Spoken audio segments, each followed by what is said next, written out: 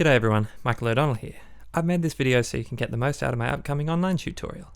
We're talking about how and why the dominant chord resolves to the tonic chord, or the first chord in this case. But first, we gotta chat scales. So if you're a musician, you've probably played a major scale before. So here's the D major scale. It's also handy to give each scale degree a number, 1 through to 7. 8 is really just an octave above the first. Well, a long time ago, someone put together the 1 and the 3, and they thought it sounded pretty good. This is called harmonizing by a third, and that's what they started doing with the rest of the scale. Then, some legend decided that we could just add another third, and suddenly, the triad was born.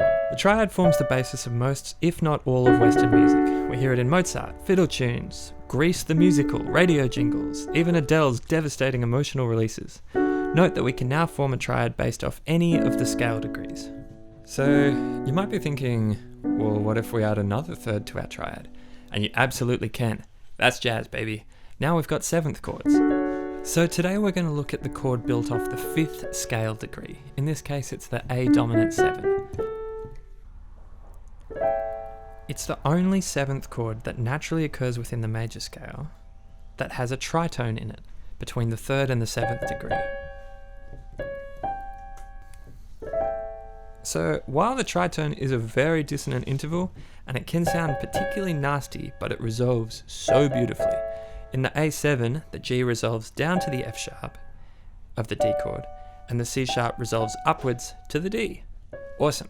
Well, if you understand that the 5th chord resolves down to the 1 chord now, you're pretty much ready for my online tutorial, in which we're going to exploit that relationship to come up with a whole bunch of new melodies that we probably wouldn't otherwise come up with if we're drawing our melodies from a major scale.